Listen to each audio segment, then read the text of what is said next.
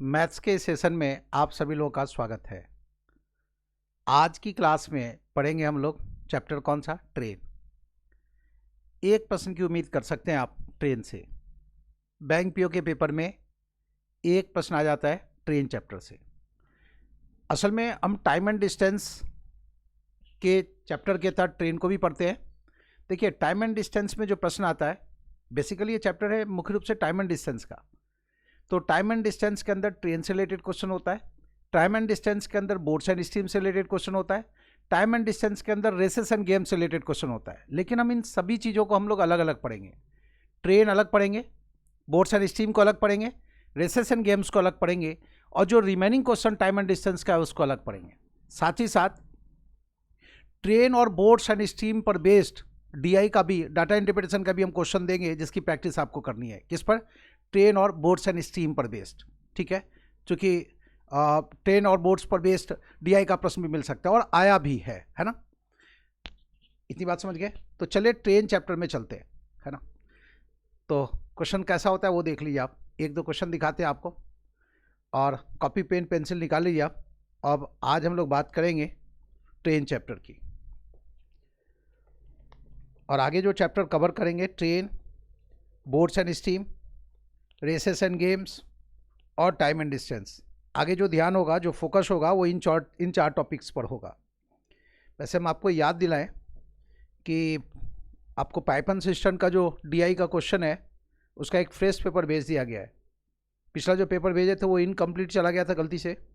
इस बार जो है वो चेक करके दिए, वो कंप्लीट है, डिटेल एक्सप्लेनेशन के साथ है वो डीआई का पेपर पाइथन सिस्टम, और वो उसको बना लेना है आपको 2 दिन के अंदर। और जिन जिन क्वेश्चन में दिक्कत होगी उन क्वेश्चंस का नंबर मुझे व्हाट्सअप करना है। मेरे पर्सनल नंबर पर आप वो व्हाट्सअप कर सकते हैं, वो नंबर आपको दिया हुआ है ना।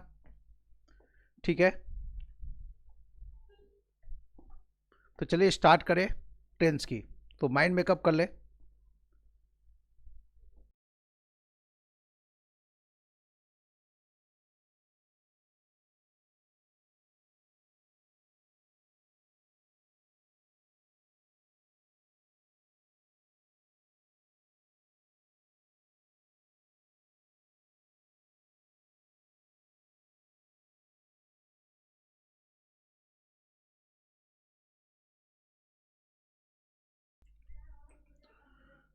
देखिए, आप बात करने जा रहे हैं ट्रेन की। ट्रेन चैप्टर के बाद बोर्ड्स एंड स्ट्रीम, उसके बाद रेसेस एंड गेम्स, उसके बाद टाइम एंड डिस्टेंस की बात करेंगे, और ट्रेन और बोर्ड्स एंड स्ट्रीम का डाटा इंटरप्रिटेशन का भी क्वेश्चन बनाएंगे। तसल्ली से पढ़ना है आपको। ये सारा चैप्टर इस तरह से पढ़ना है कि कोई भी प्रश्न आपसे छूटे नहीं। पहले जान ले आप, speed multiply by time, speed multiply by time, ये बराबर होगा डिस्टेंस। बेसिक जो चीज़ है उसकी बात करें हम लोग, आगे इसका यूज करने जा रहे हैं। स्पीड को टाइम से गुना करेंगे तो क्या मिलेगा? डिस्टेंस मिल जाएगा। स्पीड यदि किलोमीटर पर आवर में है और टाइम यदि आवर में है, ठीक है, तो जो डिस्टेंस होगा वो हमारा किलोमीटर में होगा। क्यों? देखेंगे ना, किलोमीटर पर आवर मतलब किलोमीटर डिवाइडेड बाई आवर, और टाइम आवर में है, तो ये और ये कैंसिल होगा, बचेगा क्या? किलोमीटर में डिस्टेंस बच जाएगा। ठीक है, यदि स्पीड और टाइम दिया हुआ है, डिस्टेंस बताना है, तो स्पीड मल्टीप्लाई बाय टाइम, ये बराबर होगा डिस्टेंस। इसको आगे हम लोग संक्षेप में स्पीड को एस लिख देंगे और टाइम को टी लिख देंगे, और डिस्टेंस का मतलब हो जाएगा डी से। ठीक है, यदि हमें स्पीड चाहिए तो हमें क्या करना होगा? यदि हमें स्पीड फाइंड आउट करना है तो जो डिस्टेंस दिया हुआ है उसमें हम टाइम से डिवाइड कर देंगे। स्पीड चाहिए तो क्या करेंगे? डिस्टेंस में डिवाइड कर देंगे, किससे? टाइम से। और यदि हमें टाइम चाहिए तो टाइम फाइंड आउट करना है तो दिए गए डिस्टेंस में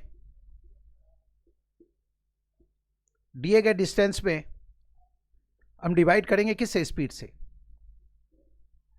डिस्टेंस डिवाइडेड बाय स्पीड, ये होगा क्या? टाइम। ये प्रमुख लाइन है, इसका ख्याल रखना है। स्पीड मल्टीप्लाई बाय टाइम बराबर होता है डिस्टेंस। इसी से यह लाइन इन्फर की है। इन्फर करना मतलब होता है अर्थ निकालना। इन्फर करना मतलब अर्थ निकालना। इसे हम डिड्यूस भी कर सकते हैं, DEDUCE। तो दिए गए इस लाइन से ये लाइन इन्फर की है, इसी लाइन से यह लाइन निकाल के लाए कि टाइम बराबर क्या होगा, टाइम चाहिए तो डिस्टेंस में क्या करेंगे, हम स्पीड से डिवाइड कर देंगे। इतना जानना जरूरी है पहले, है ना, ठीक है। इसके बाद क्या चाहिए, जरूरत पड़ेगी किलोमीटर पर आवर में जो स्पीड है उसको मीटर पर सेकेंड में कन्वर्ट करने की। तो किलोमीटर पर आवर में जो स्पीड है उसे मीटर पर सेकेंड में कन्वर्ट करने आपको आना चाहिए, ठीक है। देखिए आप क्या सीखने जा रहे हैं, किलोमीटर पर आवर में जो स्पीड है उसको मीटर पर सेकेंड में हम कैसे कन्वर्ट करेंगे। देखिए आप 5 किलोमीटर पर आवर,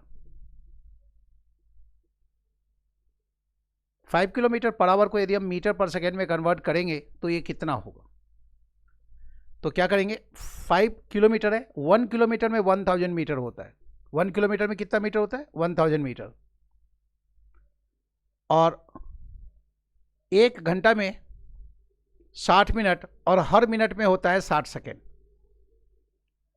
तो 5 किलोमीटर पर आवर को मीटर पर सेकेंड में कन्वर्ट करने जा रहे हैं। तो किलोमीटर में 1000 मीटर, तो 1000 से गुना किए, और 1 आवर है, 1 आवर को सेकेंड में कन्वर्ट करेंगे तो 1 घंटे में मिनट की संख्या 60 और हर मिनट में 60 सेकेंड है। तो इतना हो गया, ये बराबर होगा 5 मल्टीप्लाई बाय 1000 डिवाइडेड बाय 3600, यही होगा। ये 2 जीरो इससे कैंसिल कर दिए, 10 बाय 36 का मतलब होगा 5 मल्टीप्लाई बाय 10 बाय 36 का मतलब 2 से डिवाइड कर, 2 इंटू 5 10 और 2 इंटू 18 36, 5 बाई 18। तो देखिए आप 5 किलोमीटर पर आवर को यदि मीटर पर सेकेंड में कन्वर्ट करना है तो हम किससे गुना करेंगे, ये देखिए आप लास्ट में क्या आ गया, 5 बाई 18 आ गया। मान लीजिए इस 5 की जगह थोड़ा सा क्वेश्चन चेंज कर दें कि 18 किलोमीटर पर आवर को मीटर पर सेकेंड में कन्वर्ट करना है, 18 किलोमीटर पर आवर को मीटर पर सेकेंड में कन्वर्ट करना है, तो हमारा रफर कैसा हो जाएगा, है ना। 18 किलोमीटर पर आवर को मीटर पर सेकेंड में कन्वर्ट करना है तो हमारा रफर कैसा हो जाएगा, ठीक है, मल्टीप्लाइंग फैक्टर यही आएगा। तो ये 18 कैंसिल हो जाएगा, तो ये हो जाएगा कितना, 5 मीटर पर सेकेंड। ध्यान रहे 18 किलोमीटर पर आवर बराबर होता है कितना, 5 मीटर पर सेकेंड। तो ये इतना ना ऑपरेशन करके आप सीधा ये लिखेंगे कि 18 किलोमीटर पर आवर को मीटर पर सेकेंड में कन्वर्ट करना है, कोई भी फिगर जो किलोमीटर पर आवर में है उसको मीटर पर सेकेंड में कन्वर्ट करना है तो 5 बाई 18 से गुना करेंगे। तो ये 18 कैंसिल हो गया, तो अल्टीमेटली बच जाएगा क्या, 5 मीटर पर सेकेंड। कहना ये चाहते हैं कि किलोमीटर पर आवर से आपको बताना ये चाहते हैं कि किलोमीटर पर आवर में कोई स्पीड दिया हुआ हो, आप उसे मीटर पर सेकेंड में कन्वर्ट करना चाहते हैं, बस इतना करें क्या, 5 बाई 18 से गुना कर दें, तो जो रिजल्ट है वो मीटर पर सेकेंड में हो जाएगा। कोई भी स्पीड जो किलोमीटर पर आवर में गिवन है उसे आप मीटर पर सेकेंड में कन्वर्ट करना चाहते हैं तो मल्टीप्लाइंग फैक्टर क्या होगा, 5 बाई 18 होगा। तो इस फ्रैक्शन से, इस 5 बाई 18 से उसे गुना कर दें तो जो रिजल्ट होगा वो मीटर पर सेकेंड में होगा। इसके ठीक दूसरी तरफ मीटर पर सेकेंड में जो स्पीड गिवन है, मीटर पर सेकेंड में जो स्पीड गिवन है उसे किलोमीटर पर आवर में कन्वर्ट करना चाहते हैं तो आप क्या करेंगे, 18 बाई 5 से गुना कर देंगे, तो जो रिजल्ट है वो किलोमीटर पर आवर में हो जाए। इसी बात को फिर से आप ऐसे व्यक्त कर सकते हैं, मीटर पर सेकेंड में जो स्पीड गिवन है उसको यदि आप 3.6 से गुना कर दें तो जो रिजल्ट होगा वो किलोमीटर पर आवर में हो जाएगा। तो क्या तो पहला तरीका अपना लें या दूसरा तरीका अपना लें, ऐसे देख लें, मीटर पर सेकेंड में जो स्पीड है उसे आप किलोमीटर पर आवर में कन्वर्ट करना चाहते हैं तो या तो 18 बाई 5 से गुना कर लें या 3.6 से गुना कर लें।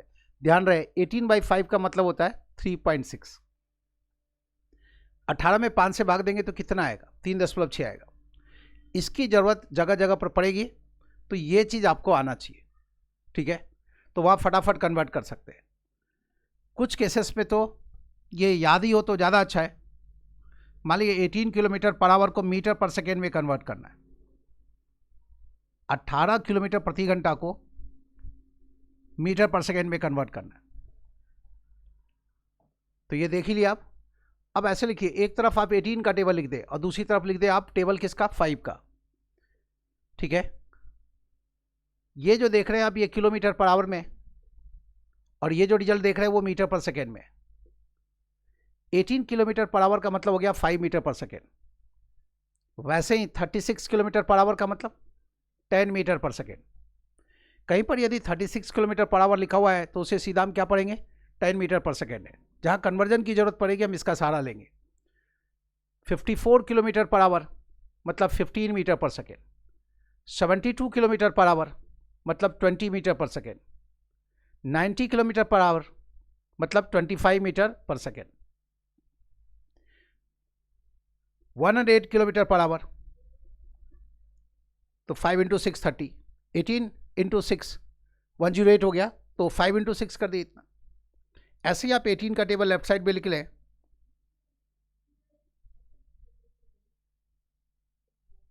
लेफ्ट साइड में 18 का टेबल लिख लें और राइट साइड में लिख लें आप 5 का टेबल। तो ये जो कॉरस्पॉन्डिंग फिगर देख रहे हैं आप, ये मीटर पर सेकेंड में स्पीड को इंडिकेट करेगा। ध्यान रहे 180 किलोमीटर पर आवर का मतलब हो गया 50 metre per second. 162 kilometre per our मतलब 45 metre per second. 144 kilometre per our लिखा हुआ है तो इसका मतलब 40 metre per second. 126 kilometre per our तो 35 metre per second. 108 kilometre per our तो ये हो गया 30 मीटर पर सेकेंड। ये ध्यान में हो, तो जहाँ जरूरत पड़ेगी हम ऐसे कन्वर्ट कर लेंगे। इतना ही नहीं, 18 किलोमीटर पर आवर का मतलब है 5 मीटर पर सेकेंड, तो आप इसी को लिख सकते हैं एक तरफ 9 का टेबल और दूसरी तरफ 2.5 का टेबल। 9 का टेबल लिख दिए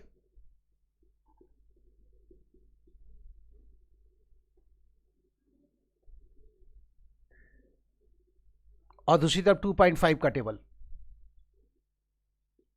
2.5, 5, 7.5, 10, 12.5, 15, 17.5, 20, 22.5 और ये 25।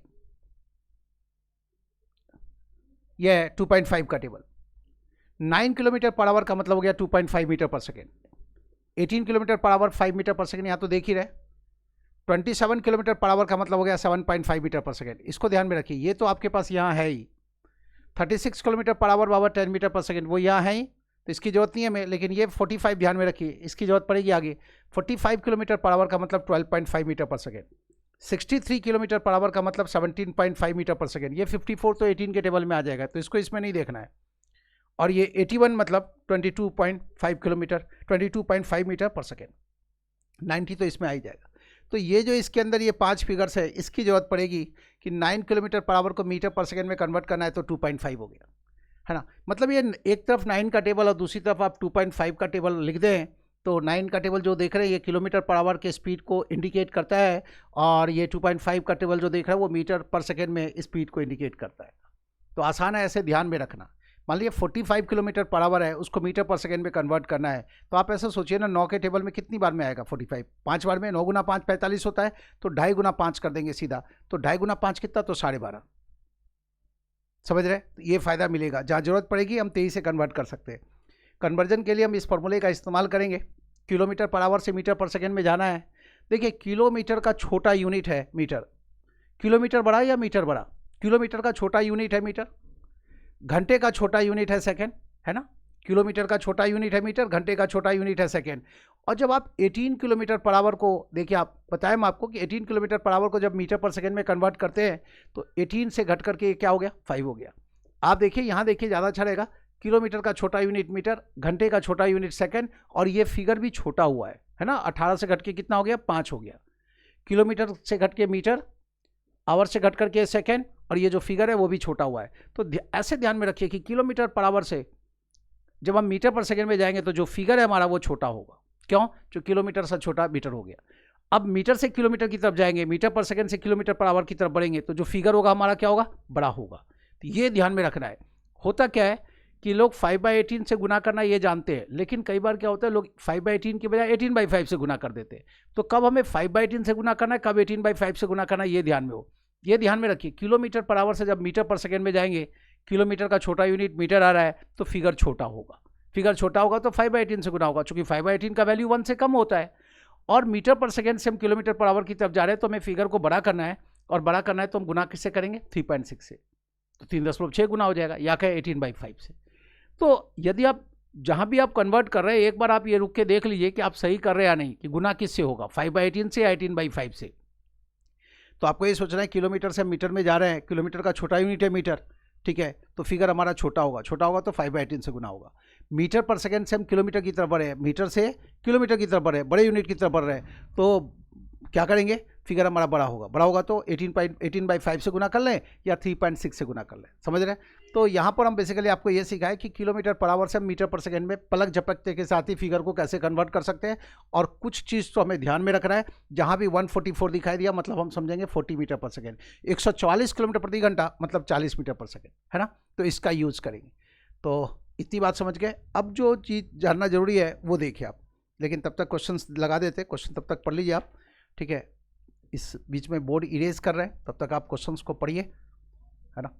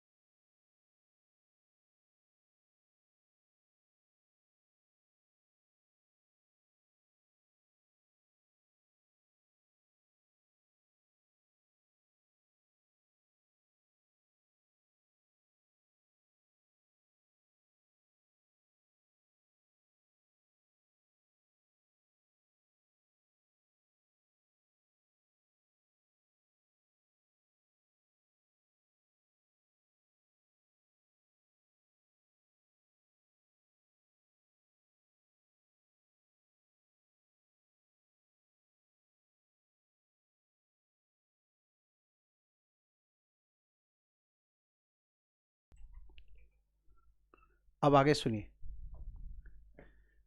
अब जो डिफरेंट फॉर्मेट है उसकी बात करेंगे। मान लीजिए प्रश्न मिला आपको ऐसा कि एक ट्रेन, ये ट्रेन है, कि एक ट्रेन,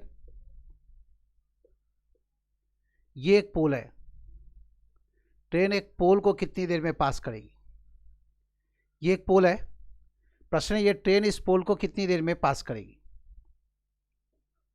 ट्रेन एक टेलीग्राफ पोस्ट को कितनी देर में पास करेगी, प्रश्न ऐसा आता है। ऐसी अवस्था में हम टाइम कैसे कैलकुलेट करेंगे, ट्रेन को एक टेलीग्राफ पोस्ट को पास करने में टाइम कितना लगा, ये हम कैसे कैलकुलेट करेंगे। पहले तो ये देखिए आप कि कब माना जाएगा कि ट्रेन एक टेलीग्राफ पोस्ट को पास कर चुकी है। ट्रेन यहाँ आ चुकी है टेलीग्राफ पोस्ट के बिल्कुल करीब, और ट्रेन के लास्ट बोगी का लास्ट हिस्सा जो यहाँ दिख रहा है आपको, ये खिसकते हुए जब इस पॉइंट पर पहुँच जाएगा, ट्रेन का लास्ट बोगी का लास्ट हिस्सा ये जो देख रहे हैं आप, ये जब खिसकते हुए ऐसे इस पॉइंट पर पहुँच जाएगा तो माना जाएगा कि ट्रेन टेलीग्राफ पोस्ट को पास कर चुकी है। इसके लिए ट्रेन को अपनी लंबाई के बराबर डिस्टेंस तय करना पड़ेगा। इसके लिए ट्रेन को अपनी लंबाई के बराबर डिस्टेंस तय करना पड़ेगा। तो टाइम कैसे कैलकुलेट करेंगे, लेंथ ऑफ द ट्रेन और divided by speed of the train, इस प्रकार से कैलकुलेट करेंगे टाइम। ट्रेन को एक टेलीग्राफ पोस्ट को पास करने में टाइम कितना लगेगा, तो हम ऐसे कैलकुलेट करेंगे। कैसे, length of the train divided by speed of the train, train की लंबाई में ट्रेन की रफ्तार से भाग देंगे। मान लीजिए प्रश्न ऐसा मिला कि ट्रेन एक प्लेटफॉर्म को कितनी देर में पास करेगी। ये एक ट्रेन है, इस दिशा की ओर जा रही है, ट्रेन इस प्लेटफॉर्म को कितनी देर में पास करेगी। ये एक प्लेटफॉर्म है, ट्रेन इस प्लेटफॉर्म को कितनी देर में पास करेगी। ट्रेन इस प्लेटफॉर्म को कितनी देर में पास करेगी। ट्रेन का लास्ट बोगी का लास्ट हिस्सा जो यहाँ दिख रहा है, ट्रेन के लास्ट बॉगी का लास्ट हिस्सा जो यहाँ दिख रहा है, वो खिसकते हुए आगे बढ़ते हुए जब यहाँ पहुँच जाएगा तो माना जाएगा कि ट्रेन प्लेटफॉर्म को पास कर चुकी। इसके लिए ट्रेन को अपनी लंबाई और प्लेटफॉर्म की लंबाई के बराबर डिस्टेंस तय करना पड़ेगा। ट्रेन के लास्ट बॉगी को यहाँ से खिसकते हुए यहाँ पहुँचना पड़ेगा। तो इसके लिए ट्रेन को अपनी लंबाई प्लस प्लेटफॉर्म की लंबाई के बराबर डिस्टेंस तय करना पड़ेगा। ऐसी अवस्था में ये टाइम हम कैसे फाइंड आउट करेंगे कि ट्रेन इस प्लेटफॉर्म को पास कर चुकी है। तो जवाब है length of the train plus length of the platform divided by speed of the train करेंगे। ये एस टी ऐसे लिखने का मतलब स्पीड ऑफ द ट्रेन, ऐसे लिखने का मतलब लेंथ ऑफ द ट्रेन, ऐसे लिखने का मतलब लेंथ ऑफ द प्लेटफॉर्म। तो ट्रेन एक प्लेटफॉर्म को कितनी देर में पास करेगी, इसका जवाब कैसे देंगे? ट्रेन की लंबाई और प्लेटफॉर्म की लंबाई का जो भी टोटल आएगा उसमें स्पीड ऑफ द ट्रेन से डिवाइड कर देंगे। इतनी बात समझ गए? आगे बढ़ने से पहले आप यहाँ यह भी ध्यान में रखिए कि स्पीड ऑफ द ट्रेन को, ऐसे मामले में स्पीड ऑफ द ट्रेन को जैसे ही हम टाइम से गुना करेंगे तो इन दोनों की लंबाई का सम मिल जाएगा। ऐसे मामले में स्पीड ऑफ द ट्रेन को जैसे ही हम टाइम के साथ गुना करेंगे तो क्या मिल जाएगा? इन दोनों की लंबाई का योगफल मिल जाएगा, टोटल मिल जाएगा। दोनों की टोटल लंबाई, संयुक्त लंबाई की जानकारी हो जाएगी। अब देखिए आप यहाँ पर कि एक ट्रेन या ट्रेन इस ब्रिज को कितनी देर में पास करेगी? ट्रेन इस ब्रिज को कितनी देर में पास करेगी? ट्रेन इस ब्रिज को कितनी देर में पास करेगी? ये ब्रिज है, ट्रेन इस ब्रिज को कितनी देर में पास करेगी? तो ट्रेन का लास्ट बोगी का लास्ट हिस्सा जब खिसकते हुए आगे बढ़ते हुए इस पॉइंट पर पहुंच जाएगा तो माना जाएगा कि ट्रेन इस ब्रिज को पास कर चुकी है। इसके लिए ट्रेन को अपनी लंबाई प्लस ब्रिज की लंबाई के बराबर डिस्टेंस तय करना पड़ेगा। तो ऐसी अवस्था में टाइम कैसे कैलकुलेट करेंगे? ट्रेन को इस ब्रिज को पास करने में टाइम जो लगा ये कैसे कैलकुलेट करेंगे? तो length of the train plus length of the bridge divided by speed of the train कर देंगे। ट्रेन एक ब्रिज को कितनी देर में पास करेगी? तो ये मामला वैसा ही होगा जैसा प्लेटफॉर्म वाला केस है। ट्रेन की लंबाई में ब्रिज की लंबाई जोड़ देंगे और डिवाइड कर देंगे किससे? स्पीड ऑफ द ट्रेन से। वैसे ही यदि मान लीजिए प्रश्न आ गया कि ट्रेन एक टनल को कितनी देर में पास करेगी, ये ट्रेन है, ठीक है, और ये है टनल। ट्रेन इस टनल को कितनी देर में पास करेगी? ये है टनल। ट्रेन इस टनल को कितनी देर में पास करेगी? तो ट्रेन का लास्ट बोगी का लास्ट हिस्सा जो यहां देख रहे हैं, ये आगे खिसकते हुए, ये देखिए आप लास्ट बोगी का लास्ट हिस्सा, ये आगे बढ़ते हुए जब इस पॉइंट पर पहुंच जाएगा तो माना जाएगा कि ट्रेन इस टनल को पास कर चुकी है। तो यदि प्रश्न में ऐसा मिलता है कि ट्रेन एक टनल को कितनी देर में पास करेगी तो ये टाइम आप कैसे कैलकुलेट करेंगे? Length of the train plus length of the tunnel, TL का मतलब यहां टनल से है, length of the train plus length of the tunnel divided by speed of the train. Train की लंबाई को और टनल की लंबाई को जोड़ देंगे, उसमें भाग देंगे स्पीड ऑफ द ट्रेन से, तो पता चल जाएगा कि ट्रेन इस टनल को कितनी देर में पास करेगी। आपको पता है टाइम के लिए हम क्या करते हैं? डिस्टेंस डिवाइडेड बाय स्पीड करते हैं, और यहाँ पर जो डिस्टेंस हो जाएगा क्या होगा? इन दोनों की लंबाई का जो सम होगा ना वो डिस्टेंस हो जाएगा। तो ऐसे कैलकुलेट करेंगे। यूनिट का भी ख्याल रखेंगे। लंबाई यदि मीटर में दी गई हो तो स्पीड को हम मीटर पर सेकेंड में रखेंगे, तो अल्टीमेटली जो हमारा आंसर आएगा वो सेकेंड में आएगा, क्योंकि मीटर मीटर कैंसिल हो गया। लंबाई यदि किलोमीटर में दी गई है, ट्रेन की लंबाई यदि किलोमीटर में गिवन है, और स्पीड को यदि हम किलोमीटर पर आवर में रखते हैं, तो वैसी अवस्था में जो टाइम आएगा हमारा वो घंटे में होगा। तो यूनिट का भी ख्याल रखना है। लंबाई यदि किलोमीटर में है और स्पीड यदि किलोमीटर पर मिनट रखते हैं, किलोमीटर पर मिनट रखते हैं, तो वैसी अवस्था में जो टाइम आएगा वो मिनट में आएगा, क्योंकि किलोमीटर किलोमीटर कैंसिल हो गया, मिनट बच जाएगा। तो यूनिट का भी ख्याल रखना है ना। तो ट्रेन एक टनल को या ट्रेन एक ब्रिज को या ट्रेन एक प्लेटफॉर्म को कितनी देर में पास करेगी, इसके लिए जो कॉमन तरीका है वो यही कि इन दोनों की लंबाई के समय किसे भाग दे देना है? स्पीड ऑफ द ट्रेन से।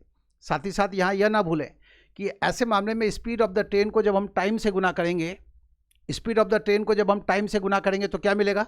तो मिलेगा इन दोनों की लंबाई का सम, न्यूमेटर मिलेगा, और यहाँ न्यूमेटर क्या है? दोनों की लंबाई का सम। तो ख्याल रखिए कि ये चार चीज़ें आपके पास, 1, 2, 3 और 4, चार में से कोई 3 दिया होगा और जो चौथा है वो मिसिंग होगा, और जो चौथा मिसिंग है वो इसी की बदौलत फाइंड आउट करेंगे। और ध्यान रहे टाइम क्या होता है? डिस्टेंस डिवाइडेड बाय स्पीड है। ये रहा स्पीड नीचे, और डिस्टेंस के तौर पर हम क्या यूज करते हैं? इन दोनों की लंबाई का सम। मान लीजिए प्रश्न ऐसा आया कि train, running train, running train मतलब एक ट्रेन जो चल रही है,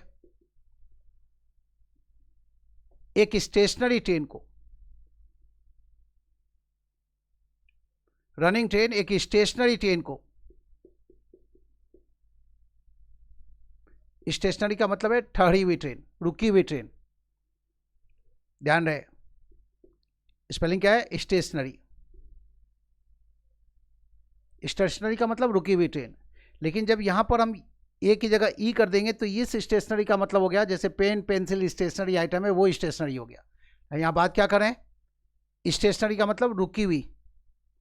तो रनिंग ट्रेन एक रुकी हुई ट्रेन को कितनी देर में पास करेगी? तो रनिंग ट्रेन के लास्ट बॉगी का लास्ट हिस्सा जो यहाँ दिख रहा है, वो आगे बढ़ते हुए जब इस पॉइंट पर पहुँच जाएगा तो माना जाएगा कि यह रनिंग ट्रेन इस रुकी हुई ट्रेन को पास कर चुकी है।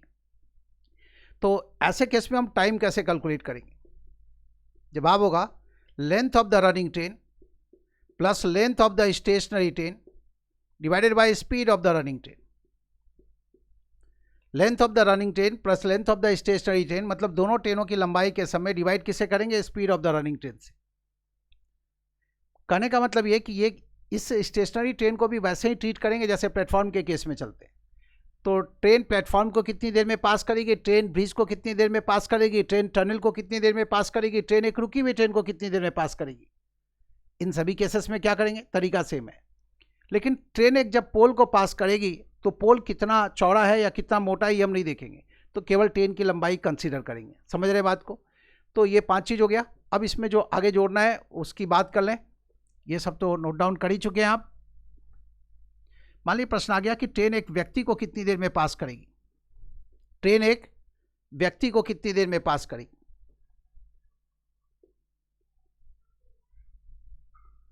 यह ट्रेन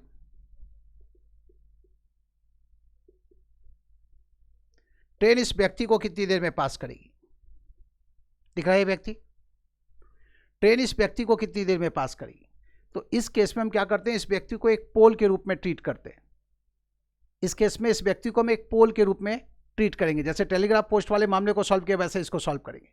या कहें इस व्यक्ति को एक पॉइंट के रूप में कंसीडर करेंगे। ट्रेन एक पर्टिकुलर पॉइंट को कितनी देर में पास करेगी? तो हम टाइम कैसे कैलकुलेट करेंगे? जवाब होगा length of the train divided by speed of the train. Train की लंबाई में ट्रेन की रफ्तार से भाग देंगे। लंबाई मीटर में है तो स्पीड को मीटर पर सेकेंड में रखेंगे तो आंसर आ जाएगा सेकेंड में। लंबाई किलोमीटर में है तो स्पीड को किलोमीटर पर आवर में रखेंगे तो आंसर आ जाएगा आवर में। ये ठीक है। यहां व्यक्ति कितना मोटा है ये नहीं देखेंगे, व्यक्ति को एक पॉइंट के रूप में ट्रीट करेंगे। मान लीजिए प्रश्न आ गया ऐसा कि ट्रेन,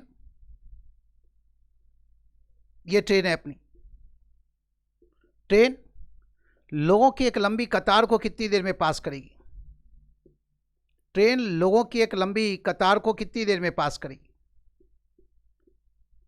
एक लाइन में ये लोग खड़े हैं, ट्रेन लोगों की इस लंबी कतार को कितनी देर में पास करेगी?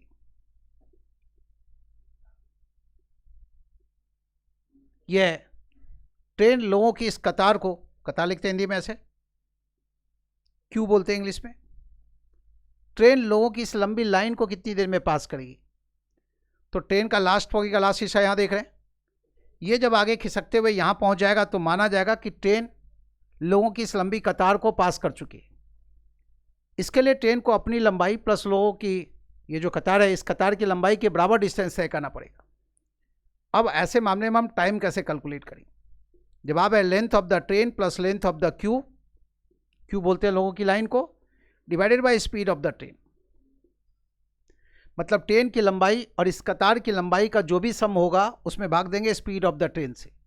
ध्यान से देख लीजिए, 4 चीज़ है इसके अंदर, 4 में से कोई 3 दिया होगा, जो चौथा मिसिंग होगा वो इसी की बदौलत फाइंड आउट करेंगे। मान लीजिए ये टाइम दिया गया, ये स्पीड ऑफ द ट्रेन दिया गया, लेंथ ऑफ द ट्रेन दिया गया, तो लेंथ ऑफ द क्यू बता देंगे हम इसकी बदौलत। तो जरूरी नहीं है कि आपसे टाइम पूछा जाए, ये बात समझ में रखिएगा।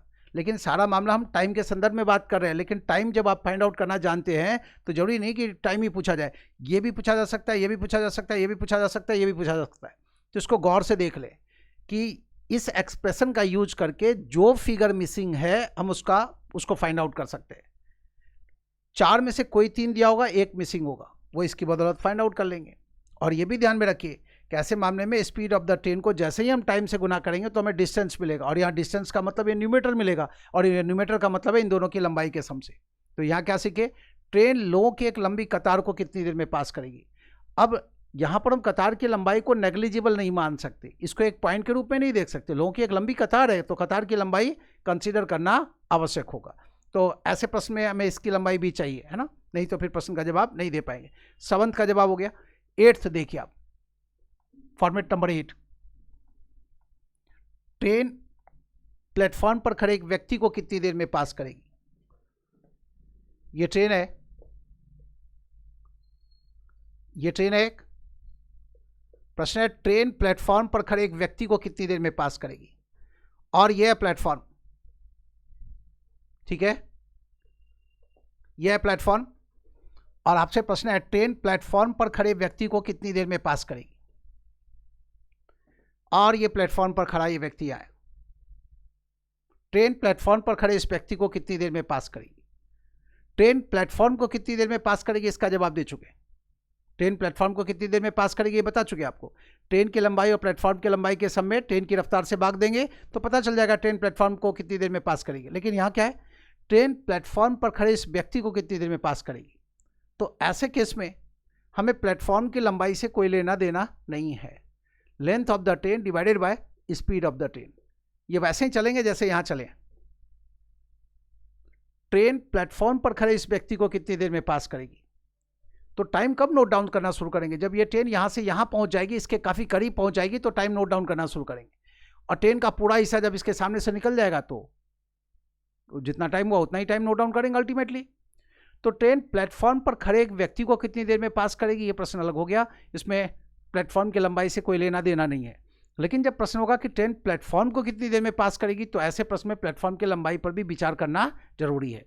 यहाँ पर क्या है, ये ट्रेन प्लेटफॉर्म पर खड़ा हो या बहुत कहीं भी ये जो पटरी है उसके बगल में खड़ा हो, तो इससे हमें मतलब नहीं है, हमें बस व्यक्ति को देखना है। एक पॉइंट के रूप में इसको कंसिडर करेंगे, कहना ये चाहते हैं, ठीक है। ऐसे ही मान लीजिए क्वेश्चन आ गया ऐसा कि ट्रेन, ये ट्रेन है, ये ट्रेन है,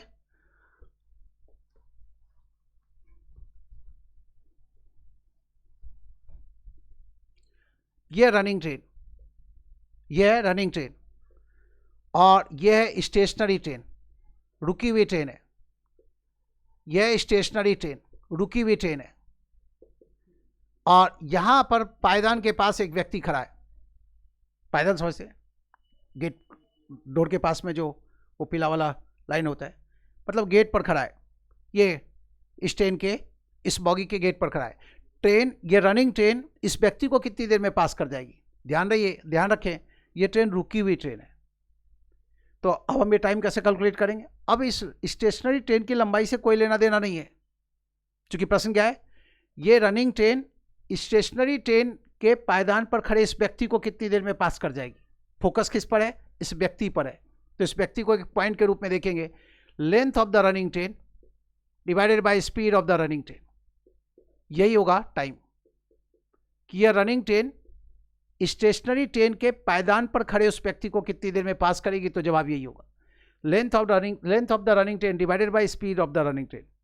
मतलब ये कि जो स्टेशनरी ट्रेन है इसकी लंबाई से हमें कोई मतलब नहीं है। ये मामला और ये प्लेटफॉर्म वाला केस मिलता जुलता है ना, तो इसको ध्यान में रखिए। आगे बढ़ते हैं, अगला प्रश्न सुने आप कि ट्रेन की दिशा में दौड़ रहे एक व्यक्ति को कितनी देर में पास करेगी। ये देखिए 10th, ये ट्रेन है,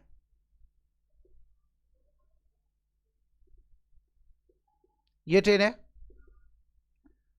ऐसे आ रही है, और ये व्यक्ति एक,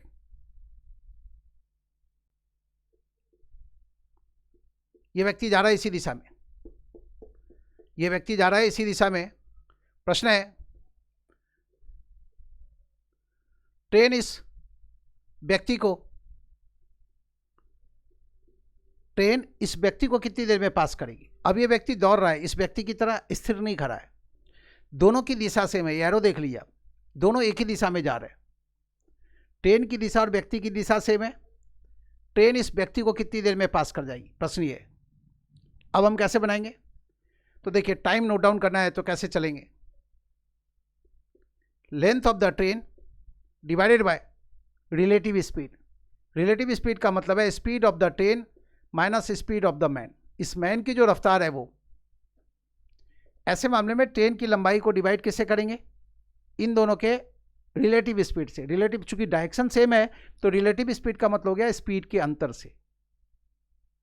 सेम डायरेक्शन के केस में रिलेटिव स्पीड का जिक्र होगा तो इसका क्या मतलब होगा? दोनों के स्पीड के डिफरेंस से। बड़े वाले स्पीड में से छोटा वाला स्पीड घटाएंगे। ट्रेन इस व्यक्ति को कितनी देर में पास करेगी? अब यदि इस व्यक्ति की स्पीड ज़्यादा होगी तो ट्रेन तो इसको पास ही नहीं कर पाएगी। तो ट्रेन इस व्यक्ति को कितनी देर में पास करेगी, ऐसा जब प्रश्न होगा तो इस ट्रेन की जो रफ्तार होगी इस व्यक्ति की रफ्तार से ज़्यादा होगी, तो इस ट्रेन की रफ्तार में से इस व्यक्ति की रफ्तार घटा लिए, डिनोमीटर में यहाँ रख देंगे, लेंथ ऑफ द ट्रेन में इन दोनों के रिलेटिव स्पीड से डिवाइड कर देंगे, टाइम मिल जाएगा। साथ ही साथ ये ना भूलें कि जरूरी नहीं कि आपसे टाइम ही पूछा जाए, हो सकता है टाइम दिया हुआ हो, लेंथ ऑफ द ट्रेन दिया हुआ, स्पीड ऑफ द मैन दिया हो और आपसे स्पीड ऑफ द ट्रेन पूछा जाए। का नाम आपसे चाहते हैं कि इस एक्सप्रेशन का हम इस्तेमाल करेंगे। चार में से तीन चीज़ों की जानकारी होगी, एक जो अननोन होगा वो हम इससे फाइंड आउट कर लेंगे। यहाँ तो ठीक है। अब मान लीजिए प्रश्न आ गया ऐसा कि ट्रेन एक व्यक्ति को कितनी देर में पास करेगी जब ट्रेन की दिशा और व्यक्ति की दिशा एक दूसरे के विपरीत हो। ट्रेन की दिशा और व्यक्ति की दिशा एक दूसरे के विपरीत हो। 11 में हम ये है ट्रेन,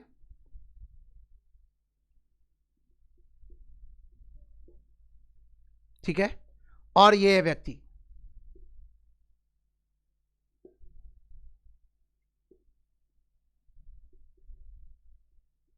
ये इधर से इधर आ रहा है, ट्रेन इधर से इधर जा रही। ट्रेन इस व्यक्ति को कितनी देर में पास कर जाएगी, ये जवाब देना है। और ये जितना भी फॉर्मेट बता रहे हैं ये अलग अलग एग्जामिनेशन में पूछे हुए फॉर्मेट्स हैं, तो किसी भी फॉर्मेट को आपको इग्नोर नहीं करना है, समझना है इसको। देखिए, और बहुत आसान चैप्टर होता है ट्रेन।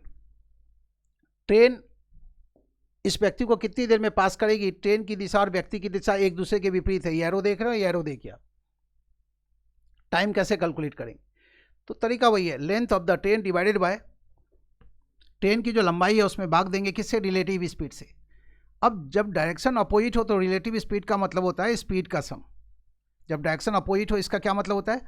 रिलेटिव स्पीड का मतलब होता है दोनों के स्पीड का सम, मतलब speed of the train plus speed of the man. ऐसे कैलकुलेट करेंगे टाइम। ट्रेन इस व्यक्ति को कितनी देर में पास करेगी? यह व्यक्ति, इस व्यक्ति की दिशा और ट्रेन की दिशा एक दूसरे के विपरीत है। ट्रेन इधर से इधर जा रही है, व्यक्ति इधर से इधर आ रहा है। तो टाइम कैसे कैलकुलेट करेंगे?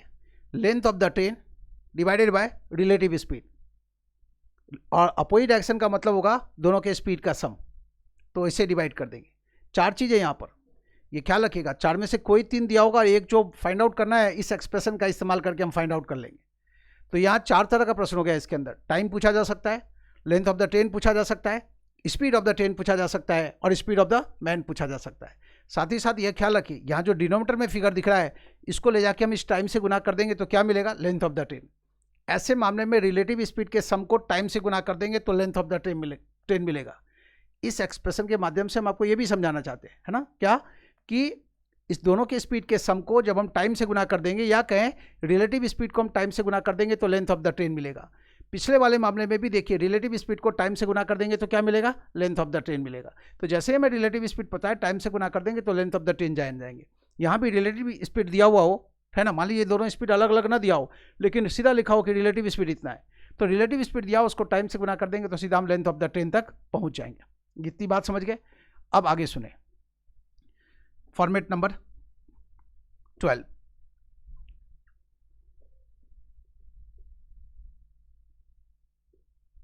ठीक है, यह है फास्टर ट्रेन और यह है स्लोअर ट्रेन। यह है फास्टर ट्रेन और यह है स्लोअर ट्रेन। दोनों ट्रेन एक ही दिशा में जा रही है। एरो देख रहे हैं? एरो का मतलब, एरो दिखा रहे हैं हम आपको डायरेक्शन दर्शाने के लिए। दोनों ट्रेन एक ही दिशा में जा रही है, वो फास्टर ट्रेन है और ये स्लोअर ट्रेन है। प्रश्न आपसे है कि फास्टर ट्रेन स्लोअर ट्रेन को कितनी देर में पास कर जाएगी? फास्टर ट्रेन स्लोअर ट्रेन को कितनी देर में पास कर जाएगी जब दोनों ट्रेनों की दिशा सेम है?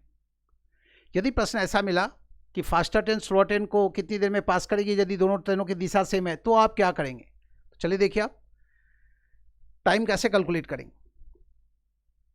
जवाब है length of the faster train plus length of the slower train divided by relative speed.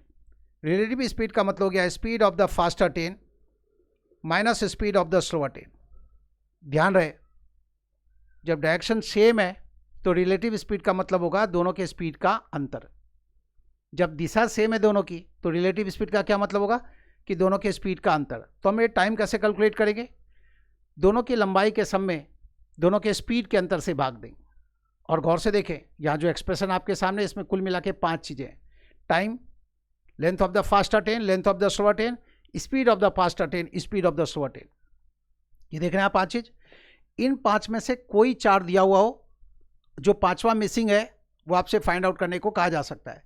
तो इसको एक प्रश्न के रूप में ना देखें, इसके अंदर 5 तरह का प्रश्न बनता है। एक प्रश्न तो ऐसा जिसमें टाइम पूछा जाए, दूसरा प्रश्न ऐसा जिसमें length of the faster train पूछा जाए, तीसरा प्रश्न ऐसा जिसमें length of the slower train पूछा जाए, या speed of the faster train या speed of the slower train पूछा जा सकता है। 5 में से कोई 4 दिया होगा, जो 5वां मिसिंग होगा वो इसकी बदौलत हम फाइंड आउट कर लेंगे। समझ रहे हैं। अब आ जाइए फॉर्मेट नंबर 13 में।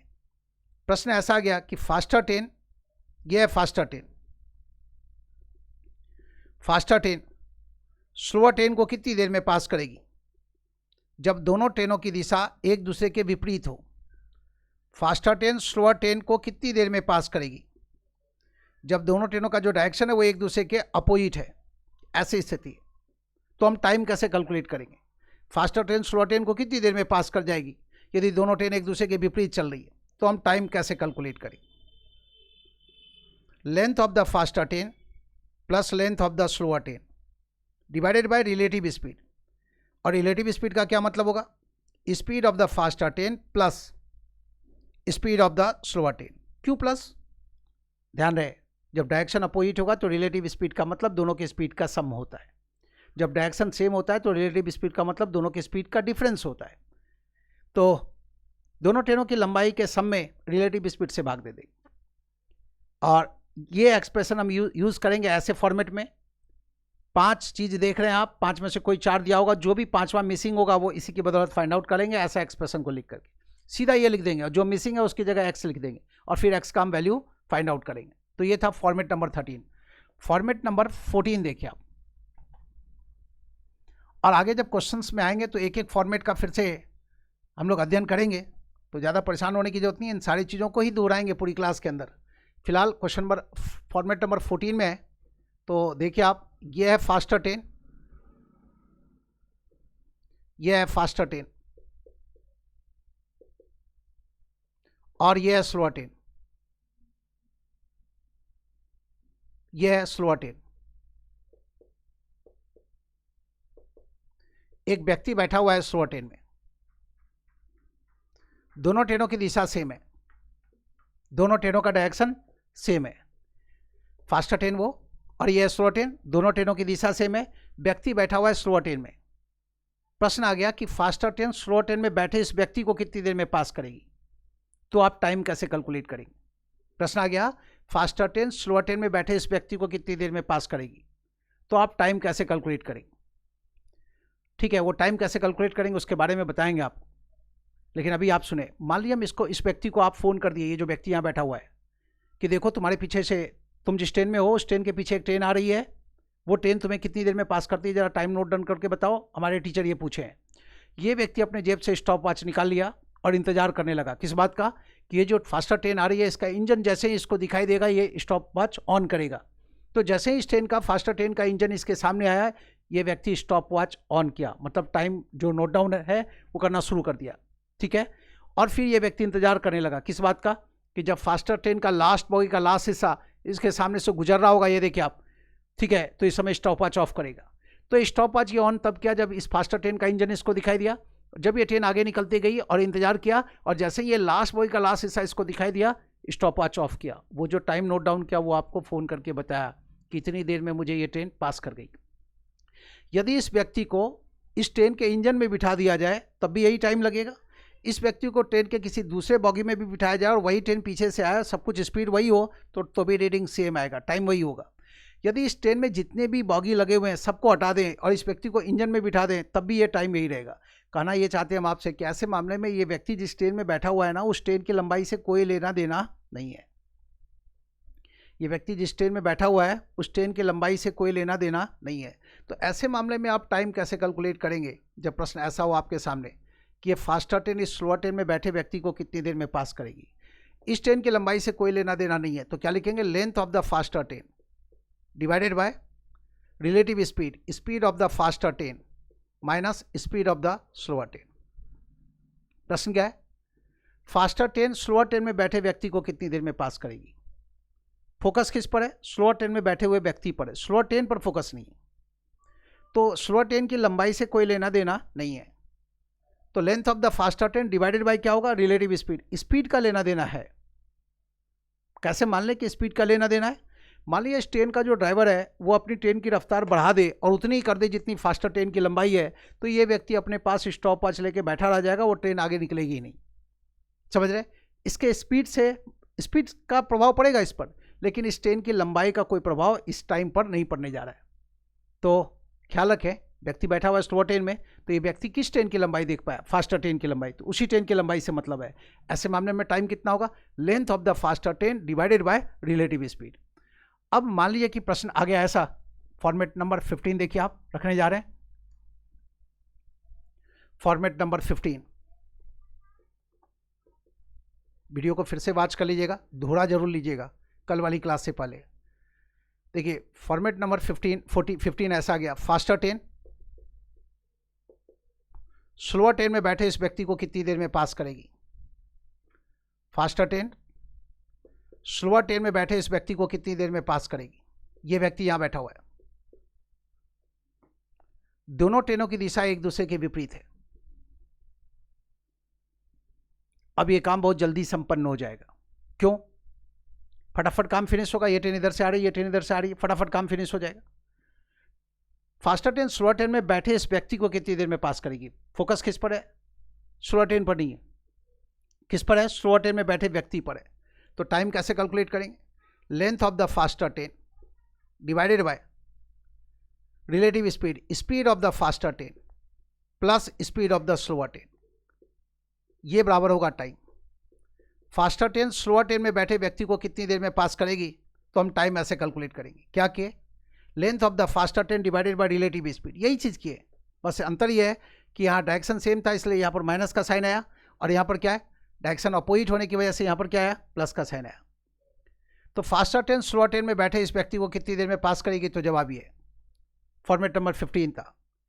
मान लीजिए फॉर्मेट नंबर 16 देखिए आप, मान लीजिए प्रश्न ऐसा आ गया, व्यक्ति बैठा हुआ है फास्टर ट्रेन में, प्रश्न ऐसा मिला, देखिए आप फॉर्मेट नंबर 16, व्यक्ति बैठा हुआ है फास्टर ट्रेन में, ये है फास्टर ट्रेन और यहां व्यक्ति बैठा हुआ है, व्यक्ति बैठा हुआ है फास्टर ट्रेन में, ये ट्रेन इधर से इधर जा रही और ये आगे स्लोअर ट्रेन, ये आगे है स्लोअर ट्रेन। दोनों ट्रेनों की दिशा सेम है, ये ट्रेन इधर जा रही, ये भी ट्रेन इधर से इधर आ रही। फास्टर ट्रेन में बैठा ये व्यक्ति जानना चाहता है कि कितनी देर में स्लोअर ट्रेन इसके सामने से निकल जाएगी। सामने से निकल जाएगी मतलब किधर, आगे नहीं, पीछे। ये ट्रेन आगे बढ़ेगी, ये ट्रेन पीछे छूटती चली जाएगी। फास्टर ट्रेन में बैठा व्यक्ति स्लोअर ट्रेन को कितनी देर में पास कर जाएगी, या स्लोअर ट्रेन इस फास्टर ट्रेन में बैठे व्यक्ति को कितनी देर में पास कर जाएगी। ठीक है, तो अब ये व्यक्ति बैठा हुआ इस ट्रेन में, तो इस ट्रेन की लंबाई से कोई लेना देना नहीं, इस ट्रेन की लंबाई से लेना देना है। तो टाइम कैसे कैलकुलेट करेंगे, length of the slower train divided by relative speed, क्या, speed of the faster train minus speed of the slower train, ऐसे कैलकुलेट करेंगे हम टाइम। ध्यान रहे, व्यक्ति किस ट्रेन की लंबाई देख पाएगा, स्लोअर ट्रेन की लंबाई। मान लीजिए इस व्यक्ति को ही आप फ़ोन किए कि थोड़ा टाइम नोट डाउन करके बताओ, तो ये व्यक्ति स्टॉप वॉच निकाला अपनी जेब से टाइम नोट डाउन करने के लिए, और जैसे ही स्लोअर ट्रेन का लास्ट वाला बॉगी इसको दिखाई दिया, ये स्टॉप वॉच ऑन किया, फिर धीरे धीरे ये ट्रेन पीछे छूटती गई, क्योंकि इसकी रफ्तार कम है तो ये पीछे रह जाएगी और फास्टर ट्रेन आगे निकल जाएगी। ये व्यक्ति इंतजार करने लगा, किस बात का, कि जब ये जो स्लोअर ट्रेन है इसका इंजन इसके सामने होगा तो ये स्टॉप वॉच ऑफ करेगा। स्टॉप वॉच तो ऑन तब किया जब इसको लास्ट बॉगी का लास्ट हिस्सा यहाँ दिखाई दिया, और फिर स्टॉप वॉच ऑफ कब किया, जब इसका इंजन इसके पीछे छूट रहा था। तो ठीक है, ये व्यक्ति किस ट्रेन की लंबाई देख पाएगा? स्लोअर ट्रेन की लंबाई। फास्टर ट्रेन की लंबाई से कोई लेना देना नहीं है। इस व्यक्ति को ट्रेन के किसी दूसरी बॉगी में भी बिठा देंगे और फिर से रीडिंग नोट डाउन करेंगे, फिर से ये टाइम नोट डाउन करेंगे तो इतना ही आएगा। इस ट्रेन की सारी बॉगियों को हटा दें और इस व्यक्ति को ट्रेन के इंजन में बिठा दें और फिर से यही टाइम नोट डाउन करने का काम करें तो रीडिंग वही आएगा। कहना यही चाहते हैं कि इस ट्रेन की लंबाई से कोई लेना देना नहीं, लेकिन इस ट्रेन की रफ्तार से लेना देना है। यदि इस ट्रेन का जो ड्राइवर है अपनी रफ्तार धीमी कर देगा, इस ट्रेन के बराबर ही कर देगा, तो ये ट्रेन आगे आगे रहेगी, ये ट्रेन पीछे ही रहेगी, तो फिर ये पीछे नहीं होगी ये ट्रेन। समझ रहे हैं बात को? तो लंबाई, ये व्यक्ति किस ट्रेन में बैठा है? वो फास्टर ट्रेन में। किसकी लंबाई देख पाएगा? स्लोअर ट्रेन की लंबाई। तो स्लोअर ट्रेन की लंबाई से मतलब रहा हमें length of the slower train divided by relative speed आया। माइनस का साइन इसलिए आ रहा है जो कि दोनों ट्रेनों की दिशा सेम है।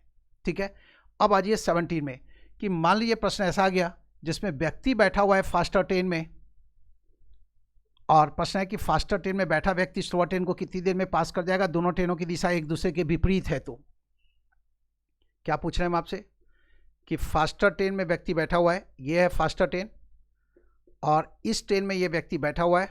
मान लीजिए कि ये व्यक्ति यहाँ है, ठीक है, और ये है स्लोअर ट्रेन, और इन दोनों ट्रेनों की जो दिशा है वो एक दूसरे के विपरीत है। ये ट्रेन इधर से इधर आ रही है और ये ट्रेन इधर से इधर जा रही है। ऐसी अवस्था में फास्टर ट्रेन में बैठा व्यक्ति कितनी देर में स्लोअर ट्रेन को पास कर लेगा? ठीक है, या स्लोअर ट्रेन इस फास्टर ट्रेन में बैठे व्यक्ति को कितनी देर में पास कर लेगी? तो देखिए आप, व्यक्ति बैठा है फास्टर ट्रेन में, किसकी लंबाई देख पाएगा? स्लोअर ट्रेन की लंबाई। तो length of the slower train divided by relative speed. Relative speed का मतलब speed of the faster train plus speed of the slower train. ध्यान रहे डायरेक्शन अपोजिट होगा तो रिलेटिव स्पीड का मतलब होता है दोनों के स्पीड का सम। तो यदि आपसे पूछा गया कि स्लोअर ट्रेन इस फास्टर ट्रेन में बैठे व्यक्ति को कितनी देर में पास कर जाएगी, तो फोकस किस पर है? इस व्यक्ति पर है, फास्टर ट्रेन पर नहीं है। ठीक है, तो टाइम हम ऐसे कैलकुलेट करेंगे। ये व्यक्ति किस ट्रेन की लंबाई देख पाएगा? स्लोअर ट्रेन की लंबाई। तो length of the slower train divided by relative speed बराबर होगा ये टाइम। और ख्याल रखिए ये 4 चीज़ है इसके अंदर, 4 में से कोई 3 दिया होगा, जो चौथा मिसिंग होगा वो हम इसी की बदौलत फाइंड आउट कर लेंगे। और याद रखिए कि ऐसे मामले में ये जो रिलेटिव स्पीड है उसको टाइम से गुना करेंगे तो length of the slower train मिल जाएगा। मान लीजिए ऐसे प्रश्न में आपको रिलेटिव स्पीड दिया हुआ है, टाइम दिया हुआ है, कितना टाइम में स्लोअर ट्रेन फास्टर ट्रेन में बैठे व्यक्ति को पास करती है, तो जैसे ही इस रिलेटिव स्पीड को हम टाइम से गुना करेंगे तो क्या मिल जाएगा? Length of the slower train. ध्यान रहे क्या मिलेगा? Length of the slower train. Length of the faster train नहीं, क्या मिलेगा? Length of the slower train. Length of the faster train कब मिलेगा? जब दोनों ट्रेनों की लंबाई का सम हमें पता होगा। तो एक ट्रेन की लंबाई, दोनों ट्रेनों की लंबाई का सम यदि पता है, इसकी लंबाई जान गए तो उसमें माइनस करके इस ट्रेन की लंबाई फाइंड आउट कर लेंगे। या दोनों ट्रेनों की लंबाई का रेशियो पता हो और इस ट्रेन की लंबाई आप इससे फाइंड आउट कर लिए तो इस ट्रेन की लंबाई उस रेशियो के माध्यम से हम फाइंड आउट कर लेंगे। तो ये देख रहे हैं 17 फॉर्मेट। आगे और भी फॉर्मेट की बात करेंगे, लेकिन उससे पहले कुछ क्वेश्चंस बनाएंगे। जब तक क्वेश्चंस नहीं बनाएंगे तो ये सारी बात अधूरी रह जाएगी, इसका कोई मतलब नहीं बनता है। और ये जितना चीज़ आपको बताएं वो सारा आप क्वेश्चंस के माध्यम से व्यक्त करेंगे। ठीक है, आप समझ रहे हैं? तो इतनी बात आप नोट डाउन कर चुके होंगे, और यदि नहीं किए तो वीडियो को वॉच करके बाद में भी ये काम नोट डाउन करने का काम आप कर सकते हैं दूसरे राउंड में। फिलहाल अब आ जाइए क्वेश्चंस पर। 1 मिनट का ब्रेक दे रहे हैं, 1 मिनट आराम कर लें और फिर हम लोग क्वेश्चंस की बात करेंगे। ठीक है।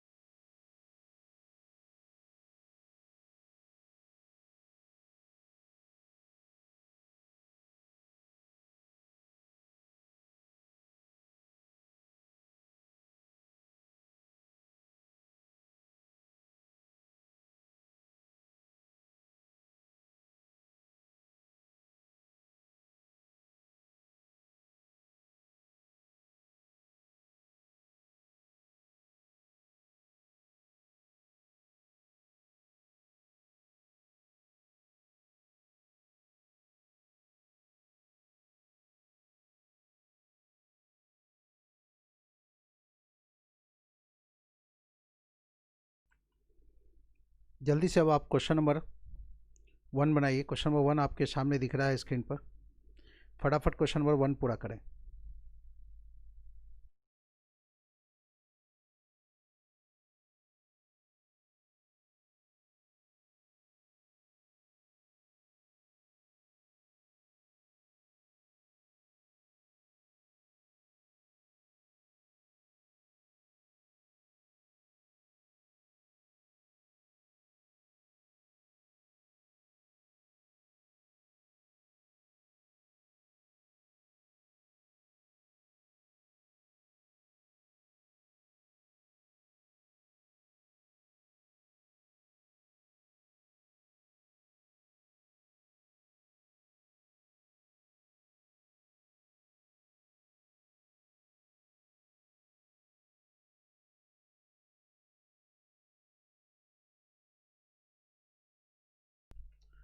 क्वेश्चन नंबर 1 देखिए आप। एक ट्रेन है जिसकी लंबाई दी गई है 110 मीटर।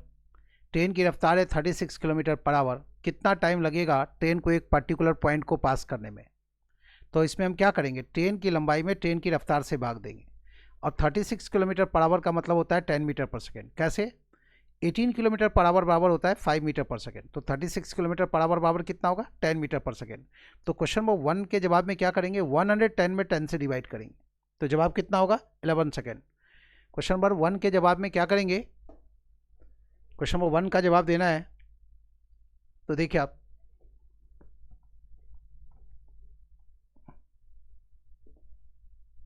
ध्यान दें।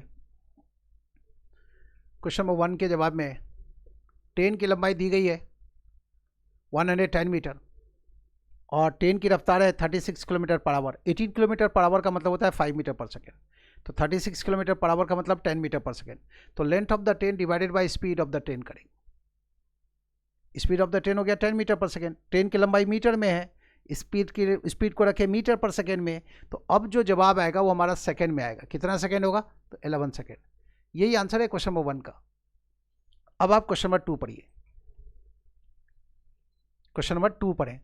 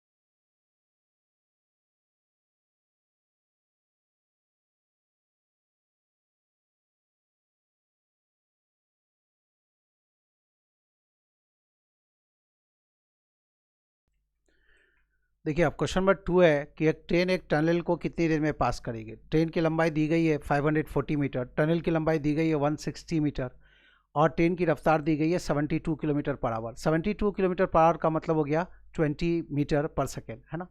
तो 540 और 160 जोड़ देंगे तो कितना हो गया? 540 और 160 जोड़ेंगे तो 700 हो गया। तो 700 में डिवाइड करेंगे हम किससे?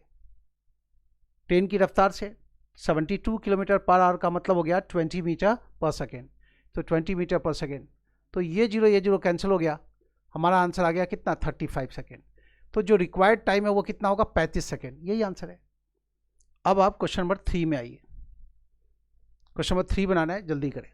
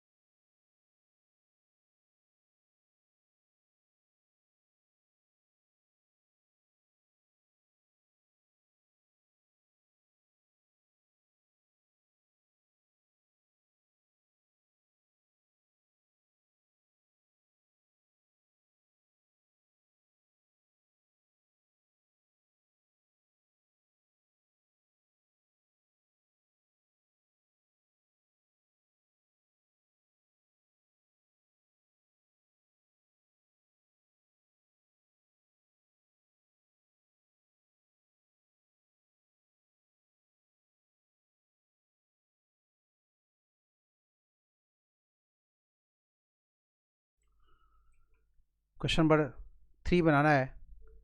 ट्रेन एक प्लेटफॉर्म को कितनी देर में पास करेगी। ट्रेन की लंबाई दी गई है 200 मीटर, प्लेटफॉर्म की लंबाई दी गई है 160 मीटर, ट्रेन की रफ्तार दी गई है 72 किलोमीटर पर आवर। तो 200 और 160 जोड़ेंगे तो कितना हो गया 360। क्वेश्चन नंबर 3 में हम लोग 200 और 160 ट्रेन की लंबाई और प्लेटफॉर्म की लंबाई जोड़ेंगे तो ये हो गया 360 डिवाइडेड बाय ट्रेन की रफ्तार है 72 किलोमीटर पर आवर। तो ये हो गया, आपको पता है 18 किलोमीटर पर आवर बराबर 5 मीटर पर सेकेंड। तो 18 इंटू 4 72 होता है और 5 इंटू 4 20 होगा। तो 72 किलोमीटर प्रति घंटे का मतलब हो गया 20 मीटर प्रति सेकेंड। तो इसको 20 से डिवाइड करेंगे, है ना, 0 0 कैंसिल हो जाएगा, 36 डिवाइडेड बाई 2 करेंगे तो 18 सेकेंड हमारा आंसर होगा। तो ये है क्वेश्चन नंबर 3 का जवाब। कितना आया जवाब 18 सेकेंड, है ना। अगले प्रश्न में आइए, क्वेश्चन नंबर 4 में आए। क्वेश्चन नंबर 3 में सीख ही चुके हैं आप कि ट्रेन जब प्लेटफॉर्म को पास करेगी तो टाइम नोट डाउन करना है। तो क्या करेंगे, ट्रेन की लंबाई में और प्लेटफॉर्म की लंबाई दोनों को जोड़ देंगे और ट्रेन की रफ्तार से भाग देंगे। यही किए हैं क्वेश्चन नंबर 3 में। अब क्वेश्चन नंबर 4 आपके सामने है, जल्दी से क्वेश्चन नंबर 4 बनाइए।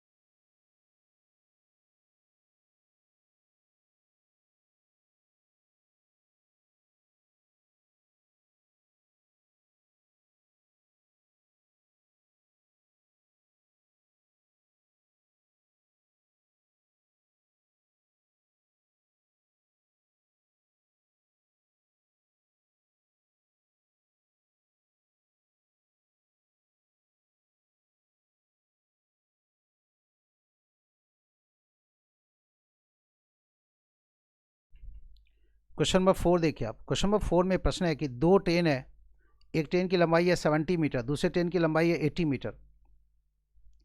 दोनों ट्रेनों की रफ्तार दी गई है, एक ट्रेन की रफ्तार है 68 किलोमीटर पर आवर, दूसरी ट्रेन की रफ्तार है 40 किलोमीटर पर आवर। ठीक है, पैरेलल ट्रैक पर ये दोनों ट्रेनें अपोजिट डायरेक्शन में चल रही हैं। किस दिशा में चल रही हैं, अपोजिट डायरेक्शन में। तो प्रश्न है कि कितना टाइम लगेगा एक दूसरे को पास करने में। जब ट्रेन अपोजिट डायरेक्शन में चलती है तो ट्रेन एक दूसरे को पास करने में जो टाइम लेती है, ट्रेन को जो टाइम लगेगा एक दूसरे को पास करने में, वो टाइम हम कैसे कैलकुलेट करते हैं, दोनों ट्रेनों की लंबाई के सम में रिलेटिव स्पीड से भाग देंगे। चूंकि यहाँ पर डायरेक्शन जो है अपोजिट है ना, तो रिलेटिव स्पीड का मतलब होगा दोनों के स्पीड का सम। तो 68 और 40 जोड़ेंगे तो कितना हो गया 108 हो गया। अब 108 किलोमीटर पर आवर का मतलब कितना मीटर पर सेकेंड। तो ध्यान रहे 108 किलोमीटर पर आवर का मतलब होता है 30 मीटर पर सेकेंड। कैसे मान लें, 108 में 18 से डिवाइड करेंगे तो 6 आएगा। 18 गुना 6 108 होता है। जब 18 गुना 6 108 होता है तो 5 गुना 6 करेंगे कितना होगा 30 मीटर पर सेकेंड। तो दिए गए इस प्रश्न में रिलेटिव स्पीड है 30 मीटर पर सेकेंड, और जब ट्रेन एक दूसरे को पास करेगी तो टाइम कैसे कैलकुलेट करते हैं, दोनों ट्रेनों की लंबाई के सम में रिलेटिव स्पीड से भाग देंगे। तो ध्यान दें, यहाँ दोनों ट्रेनों की लंबाई का सम कितना हो गया, 70 और 80 जोड़ दिए, दोनों ट्रेनों की लंबाई का सम हो गया, और रिलेटिव स्पीड कितना आया, 30 आया। 108 किलोमीटर पर आवर का मतलब हो गया 30 मीटर पर सेकेंड। इससे डिवाइड करेंगे तो कितना समय आएगा, तो जवाब है 5 सेकेंड। तो क्वेश्चन नंबर 4 का जवाब यही है। ठीक है, अब आप क्वेश्चन नंबर 5 में आ जाइए। ध्यान दें, क्वेश्चन नंबर 4 में आप ऐसा लिख सकते थे 70 + 80, ठीक है, डिवाइडेड बाय 68 + 40 मल्टीप्लाई बाय, देखिए आप लाइन के ऊपर जो लंबाई दी गई दोनों ट्रेनों की वो मीटर में है और ये स्पीड किलोमीटर पर आवर में, तो इसको मीटर पर सेकेंड में हमें कन्वर्ट करना पड़ेगा। ठीक है, तो 70 + 80 कितना हो गया, 150, और डिवाइडेड बाय 108 है ना ये, तो 18 × 6 108 होगा, 6 × 5 30, तो जवाब कितना आएगा, 5 सेकेंड। लेकिन कोशिश करें कि प्रश्न पढ़ने के बाद कुछ हिस्सा जो उसका है वो उसको अपने रफ शीट पर पहुंचते पहुंचते कैलकुलेट कर ले उसका कुछ हिस्सा। तो जब ये दिखाई दिया हमें 108, तो 18 × 6 108 होता है, 5 × 6 30, तो इसमें हम सीधा 30 से भाग देंगे, ये जवाब आ गया। तो प्रश्न जब पढ़े तो हमारा रफ वर्क हमें ऐसा दिखाई दिया, अपने सीट तक पहुंचते पहुंचते इस रफ वर्क को रिड्यूस किया और इतना ही लिखे और ये प्रश्न का जवाब मिल गया। क्वेश्चन नंबर 4 था। क्वेश्चन नंबर 5 आपके सामने रख रहे हैं, जल्दी से 5 बनाइए।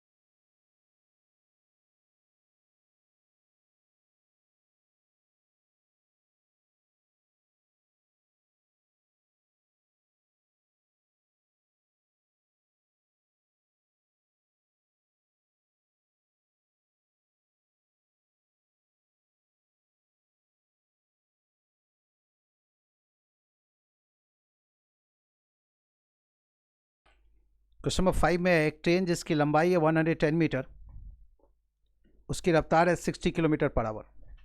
दूसरी ट्रेन की लंबाई है 170 मीटर, दूसरी वाली ट्रेन की रफ्तार है 54 किलोमीटर पर आवर। प्रश्न है, यह ट्रेन दूसरी ट्रेन को कितनी देर में पास करेगी यदि दोनों ट्रेनों की दिशा सेम है। दोनों ट्रेनों की दिशा ध्यान रहे सेम है, तो क्या करेंगे, दोनों ट्रेनों की लंबाई के सम में रिलेटिव स्पीड से भाग देंगे।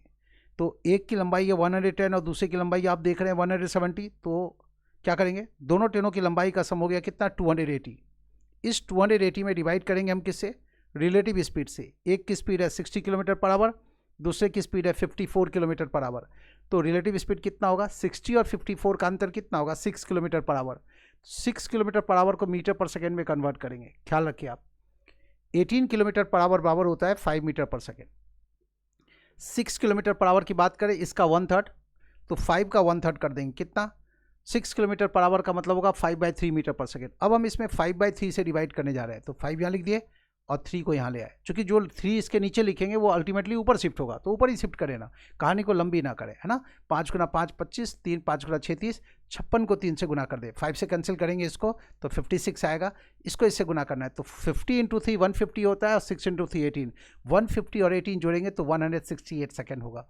तो यही हमारा आंसर होगा 168 सेकेंड, है ना। 50 गुना 3 150 और 18 सेकेंड और मतलब 168 सेकेंड, ये हमारा आंसर होगा किसका, क्वेश्चन नंबर 5 का। अब जल्दी से आप देखिए कि किस ऑप्शन में ऐसा लिखा हुआ है 168 सेकेंड। तो देखिए आप 2 मिनट 48 सेकेंड लिखा हुआ है ना, 2 मिनट 48 सेकेंड, वही हमारा आंसर होगा। 60 सेकेंड का 1 मिनट होता है, तो 168 सेकेंड का मतलब क्या हो गया, 168 सेकेंड का मतलब हो गया 2 मिनट 48 सेकेंड।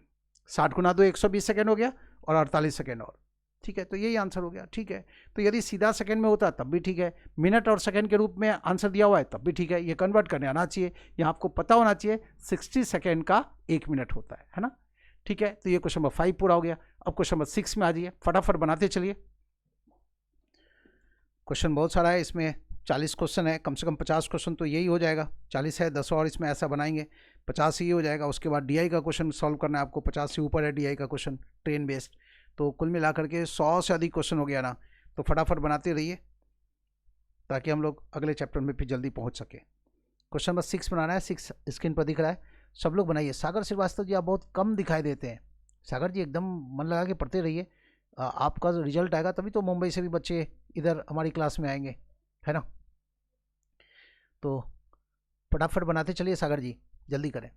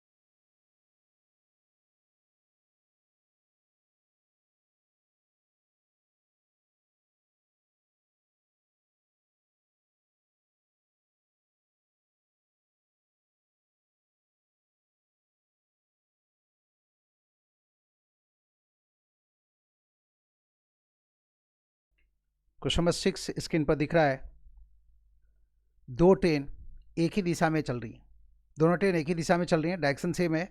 एक की रफ्तार है 56 किलोमीटर प्रति घंटा, दूसरे की रफ्तार है 29 किलोमीटर प्रति घंटा। फास्टर ट्रेन स्लोअर ट्रेन में बैठे व्यक्ति को 16 सेकेंड में पास करती है। फास्टर ट्रेन किस व्यक्ति को? स्लोअर ट्रेन में बैठे व्यक्ति को। मतलब स्लोअर ट्रेन की लंबाई से कोई लेना देना नहीं है। किस ट्रेन की लंबाई से लेना देना है? फास्टर ट्रेन की लंबाई से। तो प्रश्न है फास्टर ट्रेन की लंबाई कितनी है। ऐसे मामले में फास्टर ट्रेन की लंबाई कितनी होगी? रिलेटिव स्पीड को टाइम से गुना कर देंगे। क्या करेंगे? रिलेटिव स्पीड को टाइम से गुना कर देंगे। तो 56 और 29 का डिफरेंस कितना होगा? 27 होगा। तो 27 मल्टीप्लाई बाय 16 मल्टीप्लाई बाय 5/18, यही हमारा आंसर होगा। क्वेश्चन नंबर 6 में है, आप ध्यान दें। व्यक्ति बैठा हुआ है किस में? स्लोअर ट्रेन में। किस ट्रेन की लंबाई देख पाएगा? फास्टर ट्रेन की लंबाई। ऐसे मामले में length of the faster train divided by relative speed, speed of the faster train minus speed of the slower train, बताया गया आपको इतना, ये बराबर होता है टाइम। और हमें क्या चाहिए? Length of the faster train चाहिए। तो ऐसे मामले में length of the faster train कितना होगा? Relative speed, speed of the faster train minus speed of the slower train. Relative speed को speed of the slower train, relative speed को गुना करेंगे किससे? हम टाइम से। यही होगा ना, ये बता ही चुके। इसको उठा के इसे गुना कर देंगे तो length of the faster train मिल जाएगा, और यही करना है हमें। और speed of the faster train दिया हुआ है 56, तो 56 माइनस 29 इतना किए। लेकिन ध्यान रहे ये किलोमीटर में दिया हुआ है, तो हमें इसे मीटर पर सेकेंड में कन्वर्ट करना पड़ेगा। तो 5/18 से गुना कर दिए। और मल्टीप्लाई बाय टाइम दिया हुआ है 16 सेकेंड। कितना दिया हुआ है? 16 सेकेंड। एक बार इन्फॉर्मेशन फिर से पढ़ लीजिए, है ना, यही 56, 29 और 16 सेकेंड टाइम दिया हुआ है ना। तो ये बराबर हो गया, देखिए आप 27, इन दोनों का अंतर हो गया 27, मल्टीप्लाई बाय 5/18 और मल्टीप्लाई बाय 16। तो जो आवश्यक रफवर्क है वो यही है, इतना ही लिखना है आपको। अब आप इसको सॉल्व कर लीजिए। प्रश्न पढ़ने के बाद सीधा यही लिखेंगे कि ऐसे मामले में relative speed multiply by time ये बराबर होगा length of the faster train. ये सब नहीं लिखेंगे, सीधा यही लिखेंगे कि ऐसे मामले में length of the faster train कितना होगा, जो हमें the required length of the train बराबर होगा कितना? इतना। अब इसको सॉल्व कर लिए। 9 गुना 2 18 होता है, और 9 गुना 3 होता है 27, 2 गुना 8 16, 8 गुना 5 40, गुना 3 कर देंगे तो 120 आएगा। तो length of the faster train कितना? तो जवाब है 120 मीटर, और यही हमारा आंसर है। क्या सीखे आप? कि ऐसे मामले में length of the faster train होता है relative speed multiply by time. तो जल्दी से रिलेटिव स्पीड ले आए, 27 किलोमीटर पर आवर में है, तो उसको 5/18 से गुना किया, तो ये रिलेटिव स्पीड हो गया। यहाँ इतना जो देख रहे हैं वो रिलेटिव स्पीड हो गया। रिलेटिव स्पीड मीटर पर सेकंड में, चूंकि टाइम दिया हुआ सेकंड में, तो इसको सेकंड से गुना कर दिए। अब हमारा जो आंसर है वो मीटर में आ गया। तो यही है length of the faster train, और यही हमारा आंसर है। इतनी बात समझ गए? अब आ जाइए क्वेश्चन नंबर 7 में।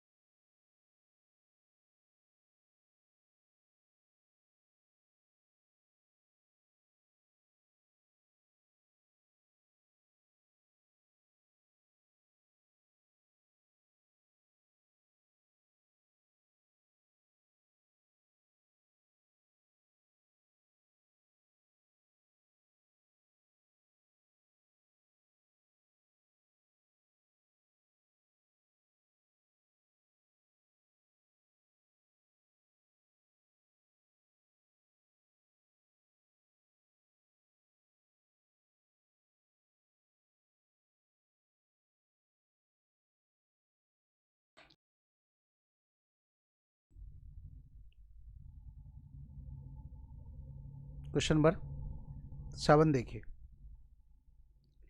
ट्रेन की रफ्तार है 24 किलोमीटर पर आवर। ट्रेन को 30 सेकेंड लगता है एक प्लेटफॉर्म को पास करने में, और ट्रेन को 10 सेकेंड लगता है एक व्यक्ति को पास करने में, जो व्यक्ति चल रहा है 12 किलोमीटर पर आवर की रफ्तार से। ट्रेन की रफ्तार और ट्रेन की दिशा और व्यक्ति की दिशा जो एक दूसरे के विपरीत है, तो बताना क्या है, ट्रेन की लंबाई कितनी है।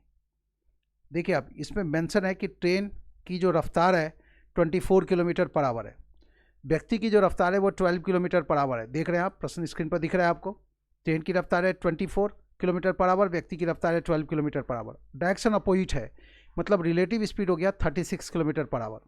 और चाहिए क्या हमें, length of the train. 36 kilometre per our का मतलब होता है 10 मीटर पर सेकेंड। तो लेंथ ऑफ द ट्रेन कितना होगा, रिलेटिव स्पीड को टाइम से गुना कर देंगे। लेंथ ऑफ द ट्रेन कितना होगा, तो जवाब है रिलेटिव स्पीड को हम टाइम से गुना कर देंगे। क्यों करेंगे ऐसा, वो सुन ले आप। देखिए आप, प्रश्न है कि ट्रेन व्यक्ति को कितनी देर में पास करेगी। ट्रेन जब एक व्यक्ति को पास करती है तो हम टाइम कैसे कैलकुलेट करते हैं, length of the train divided by relative speed, speed of the train plus speed of the man, चूंकि डायरेक्शन अपोजिट है, और ये बराबर है टाइम, ये बराबर है टाइम। ठीक है, लेंथ ऑफ द ट्रेन चाहिए, तो ऐसे मामले में हाँ टाइम ये बराबर है टाइम। हालांकि प्रश्न में दिया हुआ है जो टाइम है वो 10 सेकेंड है, इसलिए वो 10 लिख देते। अब आप देखिए लेंथ ऑफ द ट्रेन कितना होगा, तो रिलेटिव स्पीड को टाइम से गुना कर देंगे। Speed of the train plus speed of the man, ये जो भी है ये हो गया ना रिलेटिव स्पीड, इसको गुना कर देंगे टाइम से, तो ये लेंथ ऑफ द ट्रेन मिल जाएगा। और जब रिलेटिव स्पीड है वो 24 और 12 है, ये जोड़ दिए तो 36 हो गया। लेकिन ध्यान रहिए 36 क्या है, किलोमीटर पर आवर में, इसको मीटर पर सेकेंड में कन्वर्ट करेंगे तो 5/10 से गुना किए, है ना। अब जो ये जो देख रहे हैं, अब ये रिलेटिव स्पीड है मीटर पर सेकेंड में। अब ये जो रिलेटिव स्पीड हो गया, बड़ी ब्रैकेट में जो रिलेटिव स्पीड देख रहे हैं वो मीटर पर सेकेंड में, छोटी ब्रैकेट में जो रिलेटिव स्पीड देख रहे हैं वो किलोमीटर पर आवर में था। अब ये मीटर पर सेकेंड में इसको कन्वर्ट कर लिया। उसके बाद जो टाइम दिया हुआ है, ठीक है, ट्रेन उस व्यक्ति को 10 सेकेंड में पास कर जाती है, तो इससे गुना करेंगे।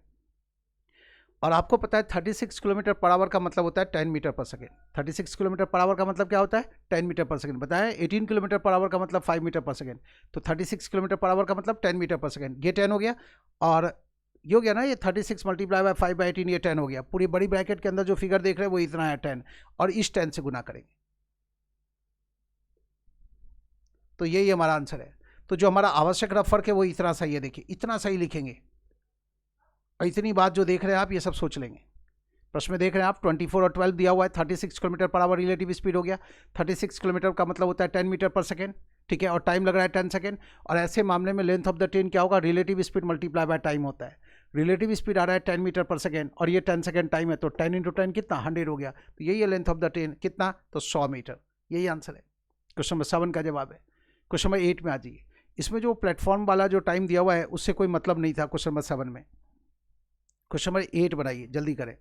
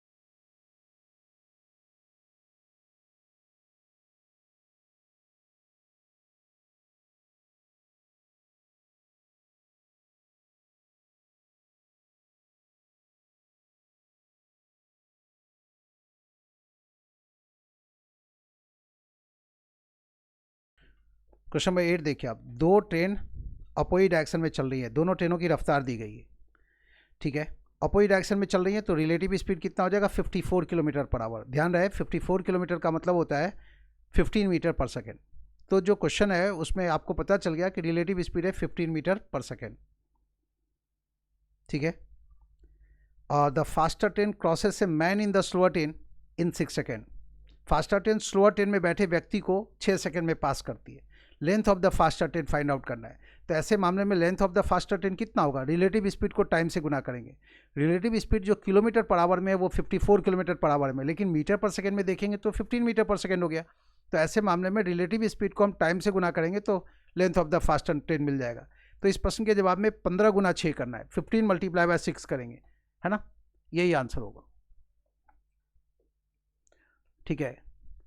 ट्रेन देखिए आप ऐसे मामले में क्या करेंगे, दोनों ट्रेन अपोजिट डायरेक्शन में चल रही है तो रिलेटिव स्पीड कितना हो गया 54 हो गया। 54 का मतलब हो गया 15 मीटर पर सेकेंड, तो 15 मल्टीप्लाई बाय 6 कर दिए तो यही हो गया लेंथ ऑफ द ट्रेन, 15 गुना 6। जिस ट्रेन की लंबाई चाहिए वो यही है 90 मीटर, यही आंसर है क्वेश्चन नंबर 8 का। बाकी का जो प्रश्न है वो अगली क्लास में पूरा करेंगे, कल वाली क्लास में पूरा करेंगे। इस असाइनमेंट को एक बार बना लीजिएगा, जो बन सकता है अच्छी बात है, नहीं बन सकता है तो क्लास में एक एक प्रश्न तो बना ही देंगे, है ना।